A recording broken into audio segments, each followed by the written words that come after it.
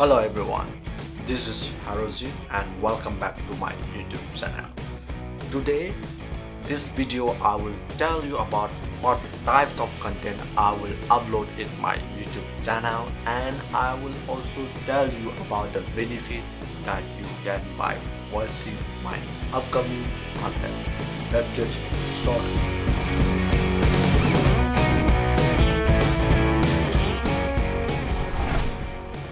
Ngasigi video sidi aigi YouTube sigi maramda kari video thagalakadagi haibadugi matangda ai khara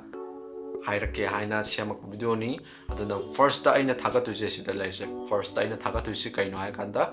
motivation story means like laidna umagi maramda wari macha manipurda ngangba motivation story khara thagalakani aina lijagadabani. Number 2 da aina tawdusi guitar khingaga shaikra towa shaikra cover song kra thalakani. Next da koi funny video haitare acting video funny motogi a funny song ga mai thong ke wa la profession to video funny haitare funny comedy oi ba video kar thalakani motivation ga mari leina ba duga am chu aduna tana koi aduna ta koi English se kamaina ngangani aibna chingba haitare koi Manipur di yamna tawidana Manipur di koi English ka nganga just was kind of face kan English ka just lola di koi Manipur macha de hanida nang America da ka popro America smartphone koi ga su kan sang thong ke ma su sa se house na kan hare it is like mapam like tam charuga it is to ngang gan adu daga hoide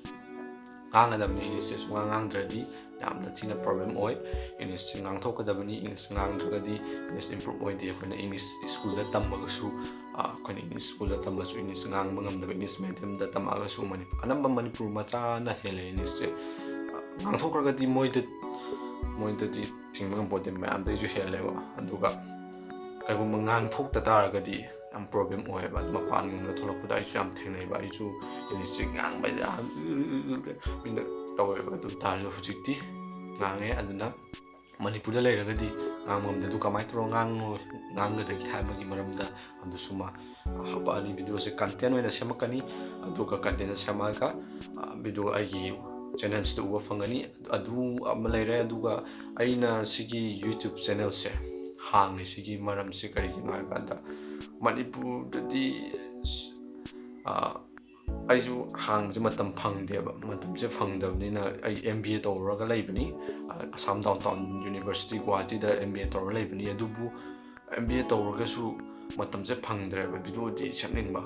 adi singwa maram de video di semningba adubu mayam su semagadi na su khanmane du mayam su semakte singwa maram je beden jame sa ba semi adu ai aduga amaju hayauge du ai travel gi gi chathosin to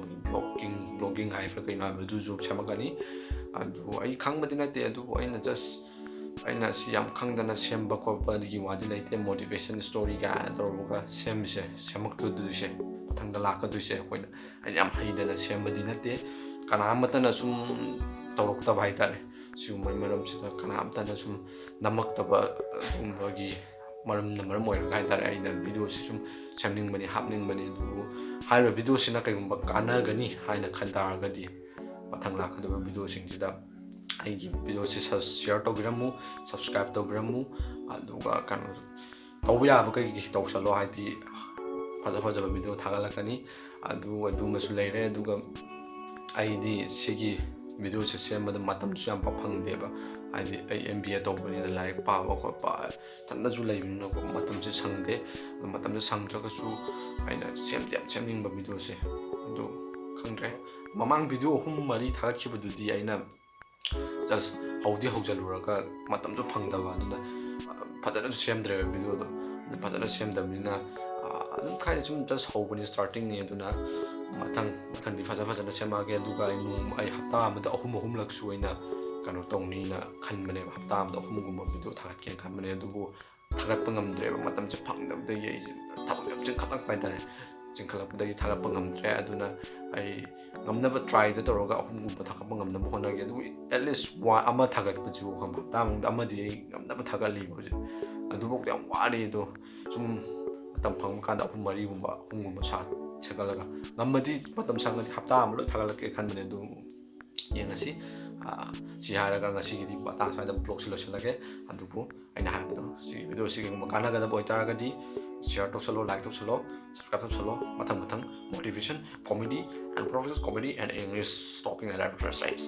थागलकनी let's stay tuned and bye bye